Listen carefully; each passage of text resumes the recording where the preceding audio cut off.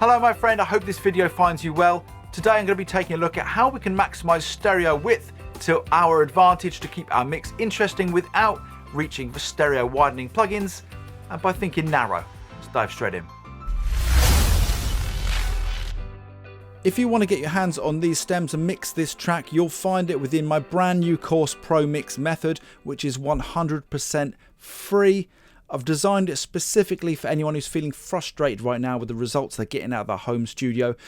This course is going to teach you how to create a professional foundation for your mix, which means that you can in turn leave frustration at the door of your home studio and start getting the results that I know that you deserve. You'll find the link for Pro Mix Method below this video. But for today, we're taking a look specifically at stereo widening and how we can use just simple panning choices to help the song to tell a story, and we can help to convey the song to a listener and help our song to develop without having to reach for stereo widening plugins. And really the message to take away from today is if we start narrow, then we've always got somewhere to go.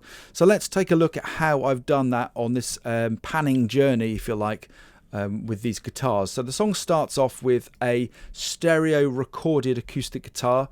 I've got this panned left 50 and right 50, so this would have been recorded with one of the mics biased to the neck and the other mic biased to the body of the acoustic guitar to give a more natural sound with the acoustic, and that's going to kind of wrap around the vocal, and that's how this song starts, with just acoustic guitar, it's a vocal. I think there's a bit of organ in there too, but here's how that sounds.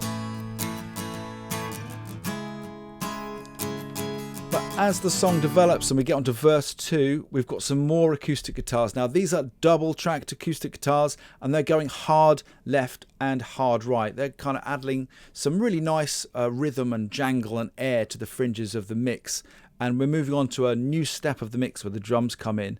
So that's where I've gone hard left and right. Let's just take a listen to those.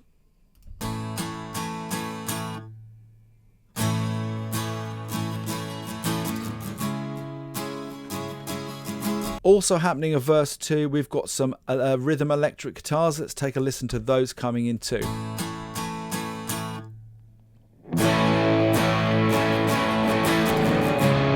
Now, often you'll hear, especially like distorted rhythm electric guitars going hard left and right, keeping them as far away from the vocal as possible because they take up a lot of space. But there's a reason why I've kept these at 70 and 70, and that's because when we go on to the next part of the song, which is then getting to the chorus, I've still got somewhere else to go. Now when we get onto that next part of the chorus, I've got two electric lead lines which are on left and right, hard left and right. Let's take a listen to what happens then.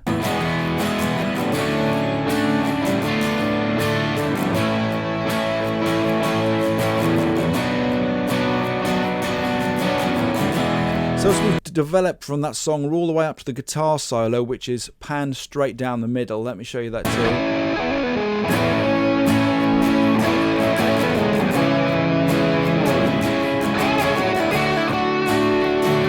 We've taken the listener on a journey which has incrementally allowed us to develop the song. Once again, if we started out wide, we just would have had anywhere else to go. And that's when you start reaching for other plugins and looking for other ways to inject width or adding more to a mix, when actually what it really needed was to keep things simple from the start. And one more thing when it comes to creating width with guitars is to create difference when you're double tracking. That is going to help to keep your guitars sounding super wide. So some ways you can do that would be with different guitars. If you've got, say, a Les Paul and a Strat, or you've got two different acoustic guitars when you're doing acoustic guitars. If you don't, think about different mics or different mic placements.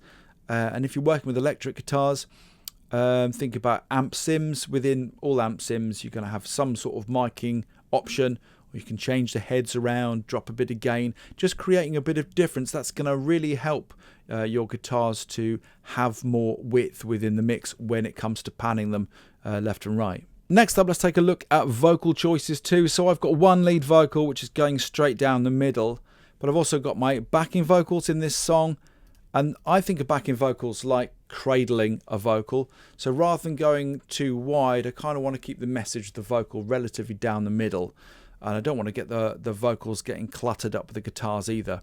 So my vocals are at left 20, right 20, left 20, right 20. Once again, these aren't rules set in stone. This is the way it's worked really well on this song. But typically, I like the vocals, once again, just to hold around a lead vocal. So here's how that sounds. If I get a chance, I'm gonna give him the slip. I'm gonna dig myself a hole, sit shiver in it. But once again, it allows us to tell the story as more vocals develop into the song. So if you've got a track where after the backing vocals you've got a lot more vocals coming in, or in the case of this song you've got more of a kind of choral sound, it gives you somewhere else to go and somewhere else to open up, much like how we looked at the guitars. So at the end of the song there's quite an anthemic feel. So I've got these vocals panned 50-50 left and right. And how many we've got of those? 10 different vocals. Let's take a listen. Don't be blue, only you can choose. So we've got extra width, but once again we're trying to avoid interfering too much with those wider guitars. Now, a note on creating this kind of effect is that I've got quite a few harmonizer plugins, and I still as yet have not found one which sounds anywhere near as good as actually just doing this yourself or getting your vocalist to do it. So if you're building up harmonies, I still think the best way is kind of the Queen way of actually doing it. And as with the guitars, also with vocals, we're thinking about difference to create that stereo width. So if you've got different mics, absolutely use them, especially when you're creating a real chorus sound like this.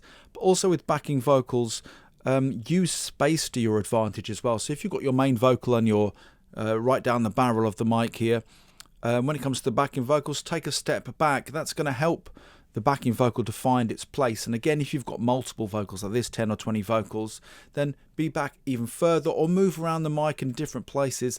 Again, that's going to create some difference, and that's going to help you create more stereo width. So let's now take a listen to the stereo journey that these vocals go on from the chorus going into the anthemic outro. Give me half a chance and I'll try. Although I'll never be like Elvis, I won't ever wear the company tie. Be blue, only you can choose another way. So last off, let's take a listen to all of that together. To be clear, this track isn't mixed aside from a few plugins which we've got on the mix bus. It's just gone through the Pro Mix method, which you can too. That course is free. Once again, the link is below this video. Let's take a listen to what those panning choices all look like when we transition from a chorus and go into our anthemic. Never be like Elvis, I won't ever wear the company tie. Be blue, only you can choose another way, and today won't have to be the same. So there's some tips on getting the most out of your stereo width in your mix by starting off narrow. If you enjoyed the video today, please don't forget to like and subscribe to Real Home Studio here on YouTube. And if you want some more mixing tips, stick around for this next video.